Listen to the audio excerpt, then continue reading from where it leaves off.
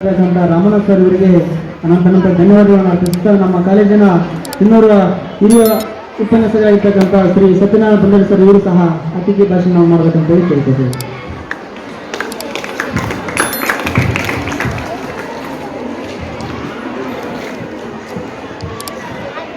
ಇವತ್ತಿನ ಸರ್ವಧರ್ಮ ಸೇವಾ ವೆಲ್ಫೇರ್ ಟ್ರಸ್ಟ್ನ ವತಿಯಿಂದ ನಮ್ಮ ಕಾಲೇಜಿಗೆ ಸರ್ಕಾರಿ ಬಾಲಕಿಯರ ಪದವಿ ಪೂರ್ವ ಕಾಲೇಜಿಗೆ ಗ್ರಂಥಾಲಯಕ್ಕೆ ಪುಸ್ತಕ ದೇಣಿಗೆ ನೋಡಿ ಹೆಂಗೆ ಕೂಡಿ ಬಂದಿದೆ ಅಂದರೆ, ಇವತ್ತಿನ ಒಂದು ಕಾರ್ಯಕ್ರಮದ ಅಧ್ಯಕ್ಷತೆಯನ್ನು ವಹಿಸಿರ್ತಕ್ಕಂಥ ಆ ಒಂದು ಟ್ರಸ್ಟಿನ ಅಧ್ಯಕ್ಷರು ಹಾಗೂ ಮುಖ್ಯ ಅತಿಥಿಗಳೇ ಹಾಗೂ ನಮ್ಮ ಪ್ರಾಚಾರ್ಯರೇ ನನ್ನೆಲ್ಲ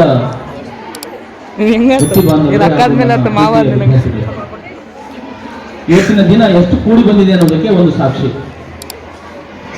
ಹೇಗೆ ಅಂದ್ರೆ, ಇಡೀ ಕಾರ್ಯಕ್ರಮ ಈಗಾಗಲೇ ಒಂದು 4-5 ದಿವಸಗಳಿಂದನೇ ನಡಿಬೇಕಾಗಿತ್ತು. ಅದು ದೇವರ ಸಂಕಲ್ಪವೋ, ಡಾಕ್ಟರ್ ಬಿ ಆರ್ ಅಂಬೇಡ್ಕರ್ ಅವರ ಸಂಕಲ್ಪವೋ. ಡಾಕ್ಟರ್ ಬಿ ಆರ್ ಅಂಬೇಡ್ಕರ್ ಅವರು ಸಂವಿಧಾನವನ್ನ ಭಾರತ ಸರ್ಕಾರಕ್ಕೆ ಅರ್ಪಣೆ ಮಾಡಿದರು. ಇವತ್ತು ನಮಗೆ ಹನುಮಂತ ಕೋಟಿ ಅವರು ನಮ್ಮ ಗ್ರಂಥಾಲಯಕ್ಕೆ ವಿದ್ಯಾರ್ಥಿಗಳ ಉಪಯೋಗಕ್ಕಾಗಿ ಪುಸ್ತಕಗಳನ್ನ ಸಮರ್ಪಣೆ ಮಾಡ್ತಾ ಇದ್ದಾರೆ. ನೋಡಿ ಎಂಥ ಒಂದು ಕಾಲ ಅಂತ ಹೇಳ್ತಾರೆ. ಯಾಕಂದ್ರೆ ಆ ಸಮಯ ಎಲ್ರಿಗೂ ಬರಲ್ಲ. ನೋಡಿ, ದೇವರು ನಮಗೆ ವರ ಕೊಡ್ತಾನೆ, ಕೇಳಿದ್ರೆ ಮಾತ್ರ ಕೊಡಲ್ಲ, ಕೇಳದೆ ಇದ್ರೂ ಕೊಡ್ತಾನೆ. ಯಾಕಂದ್ರೆ ಅದು ದೇವರ ಒಂದು ಗುಣ ಅಂತ ಹೇಳ್ತಾರೆ.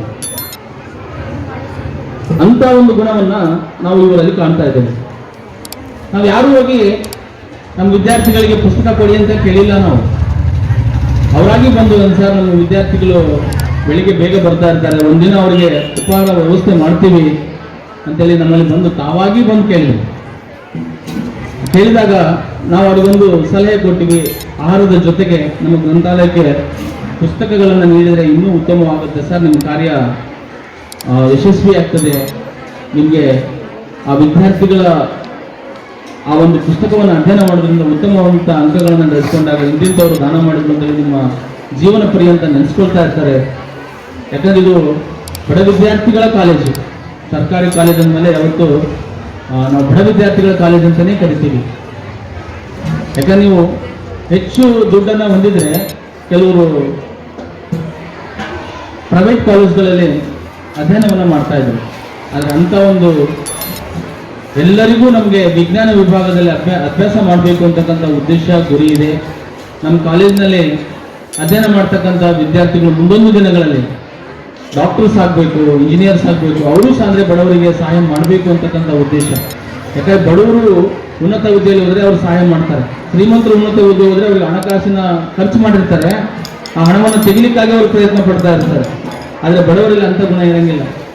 ನಾವು ಸಹಾಯ ಪಡ್ಕೊಂಡೇ ಮಾಡಿರ್ತೀವಿ, ನಾವು ಸಹಾಯ ಮಾಡಬೇಕು ಅಂತಕ್ಕಂಥ ಒಂದು ಮನೋಭಾವನೆ ನಮ್ಮಲ್ಲಿ ಬರ್ತದೆ. ಅಂಥ ಒಂದು ಮನೋಭಾವನೆಯನ್ನು ಹೊಂದಿರ್ತಕ್ಕಂಥ ಒಬ್ಬ ವ್ಯಕ್ತಿ ನಮಗೆ ಸಿಕ್ಕಿರ್ತಕ್ಕಂಥದ್ದು ನಮ್ಮ ಪುಣ್ಯ ಅಂತ ನಾನು ಹೇಳ್ತೇನೆ.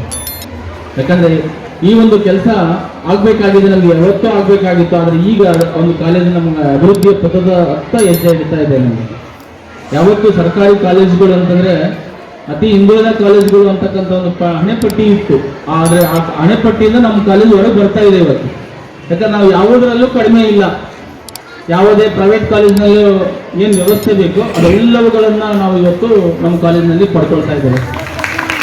ಯಾಕಂದರೆ ಸರ್ಕಾರಿ ಕಾಲೇಜುಗಳಲ್ಲಿ 3 ಪ್ರೊಜೆಕ್ಟರ್ ಮುಖಾಂತರವಾಗಿ PPT ಮುಖಾಂತರ ಪಾಠ ಮಾಡುವಂಥ ಬೇರೆ ಯಾವ ಕಾಲೇಜ್ಗಳು ಇಲ್ಲ. ನಮ್ಮ ಕಾಲೇಜಿನಲ್ಲಿ ಮುಂದೆ ಸ್ಟಾರ್ಟ್ ಆಗುತ್ತೆ. ನಿಮಗೆ ಸೈನ್ಸ್ ವಿದ್ಯಾರ್ಥಿಗಳಿಗೆ PPT ಕ್ಲಾಸಸ್ ಸ್ಟಾರ್ಟ್ ಮಾಡ್ತೀವಿ. ಯಾಕಂದರೆ ಫಸ್ಟ್ ಟರ್ಮ್ನಲ್ಲಿ ನಾವು ನಿಮ್ಗೆ ಅದನ್ನು ಮಾಡೋಂಗಿಲ್ಲ.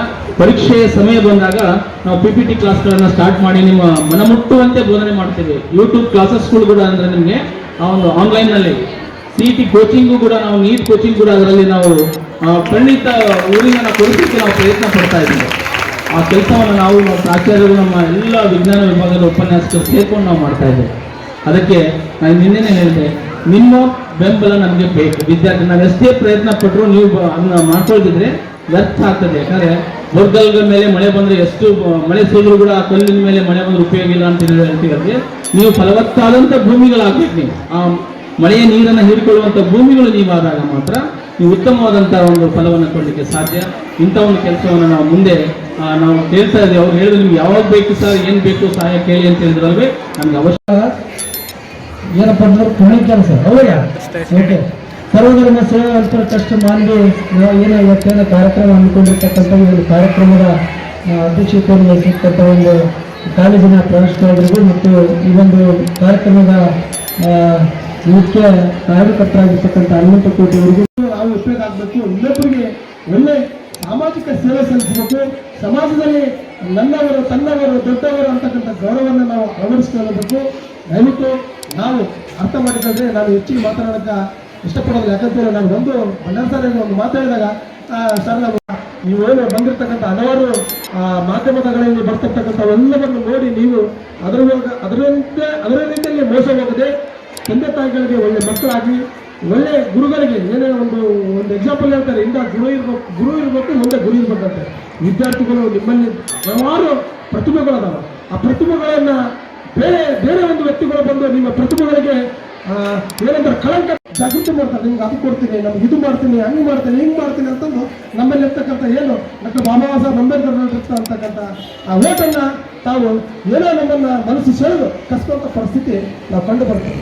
ಹಾಗಾಗಿ ಆತ್ಮೀಯ ವಿದ್ಯಾರ್ಥಿಗಳೇ, ತಮ್ಮಲ್ಲಿ ನಾನು ಮನವಿ ಮಾಡ್ಕೊಳ್ಳೋದಿಷ್ಟೇ, ದಯವಿಟ್ಟು ತಂದೆ ತಾಯಿಗಳು ಎಷ್ಟೋ ಕಷ್ಟದಿಂದ ತಂದೆ ತಾಯಿಗಳು ಕಟ್ಟಿರ್ತಕ್ಕಂಥ ಅವರು ಹಲವಾರು ಸೇವೆಗಳು ಮಾಡಿ ತಮ್ಮ ದುಃಖಗಳನ್ನು ಬರೆದು ಹಲವಾರು ಕಷ್ಟಪಟ್ಟು ಅವತ್ತಿನ ಇರುತ್ತೆ. ಎಲ್ಲ ಅನುಕೂಲ ಐತೆ ನಮಗೆ, ಎಲ್ಲ ಅನುಕೂಲ, ಬರೋದು ಬಸ್ಸಿನ ಅನುಕೂಲ, ಓದಬೇಕಂದ್ರೆ ನೀವು ಅಲ್ಲಿ ಶಾಲೆಗೆ ಹೋಗ್ಬೇಕಂದ್ರೆ ಮೊಬೈಲ್ ಏನಾದರೂ ಓದ್ಬೋದು ಅಂತ ಅನುಕೂಲ ಇರ್ತಕ್ಕಂಥ ನೀವು ಈ ಗುರು ಮೇಲೆ ಹಲವಾರು ಬೇರೆ ಒಂದು ಏನಂತಾರೆ ಆಕಾಂಕ್ಷೆಗಳಿಗೆ ತಂದೆ ತಾಯಿಗಳ ಆಸೆನ ನೋಡು ಮಾಡದೆ ತಂದೆ ತಾಯಿಗಳಿಗೆ ಒಳ್ಳೆ ಮಕ್ಕಳಾಗಿ ಒಳ್ಳೆ ಭವಿಷ್ಯದಲ್ಲಿ ಉನ್ನತವಾದಂಥ ಉಪಯೋಗ ಆಗ್ತಾ ಇದ್ದಾವೆ.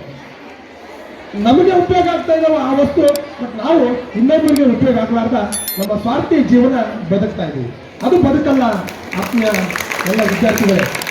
ಇವತ್ತು ನಾವು ರಾತ್ರಿ ಆಗ್ತದ ಹಗಲು ಆಗ್ತದ ರಾತ್ರಿ ಆಗ್ತದ. ಈ ರಾತ್ರಿ ಮಾಡೋರು ಯಾರು, ಹಗಲು ಮಾಡೋರು ಯಾರು, ಮರೆತು ಬದುಕ್ತಾ ಇದ್ದೀವಿ. ಇವತ್ತು ಹಲವಾರು ನಾವೆಲ್ಲವನ್ನು ದುಡ್ಡು ಕೊಂಡುಕೊಳ್ತೀವಿ. ಈ ರಾತ್ರಿ ಹಗಲಿಗೆ ನಾವೆಲ್ಲ ದುಡ್ಡು ಕೊಡ್ತೀವಿ. ಒಂದು ಊರಿಂದ ಒಂದು ಊರಿಗೆ ಬರ್ಬೇಕಾದ್ರೆ ಬಸ್ಸಿಗೆ ಟಿಕೆಟ್ ಕೊಟ್ಟಿಲ್ಲ ಅಂದ್ರೆ ಕೆಳಗಿಳಿಸ್ತಾರೆ.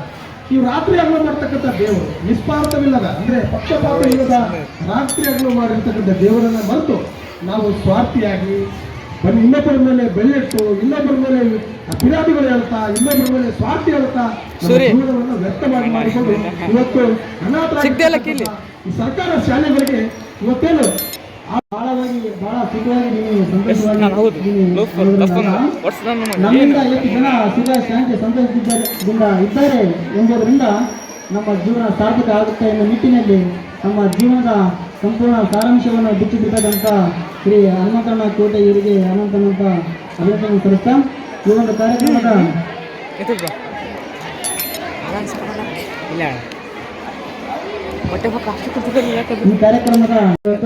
ಈ ಒಂದು ಕಾರ್ಯಕ್ರಮ ಹಿರಿಯ ಹೋರಾಟಗಾರರು ಒಂದು ಕಾಲಕ್ಕೆ ನಾನು ಬಹಳ ಚಿಕ್ಕವನಿದ್ದಾಗ ಅಣ್ಣನ ಹೋರಾಟ ನೋಡ್ತಕ್ಕಂಥ ಸಂದರ್ಭದಲ್ಲಿ ಇಡೀ ಸಿಂಧನೂರು ತಾಲೂಕಿನಲ್ಲಿ ನೋಡ್ತಕ್ಕಂಥ ಒಂದು ಅತ್ಯಂತ ಶ್ರೇಷ್ಠ ವ್ಯಕ್ತಿಯಾಗಿರ್ತಕ್ಕಂಥ ಯಾರು ಭೂಮಿಕರಣ್ಣ ಅವರು ಇವರನ್ನ ಈ ಒಂದು ನಮ್ಮ ಕಾಲೇಜಿನಲ್ಲಿ ಸನ್ಮಾನಿಸ್ತಕ್ಕಂಥ ಒಂದು ಸಂದರ್ಭ ಆಸೆ ನಡೆಸಿಕೊಂಡಿದ್ದಾಗ ಹನುಮಂತಣ್ಣ ನಿಮ್ಮ ಅತ್ಯಂತ ಕುಟುಂಬಕ್ಕೆ ಬೇರೆ ಅಂತಕ್ಕಂಥ ಒಂದು ಆಶಯಗಳನ್ನು ವ್ಯಕ್ತಪಡಿಸುತ್ತಾ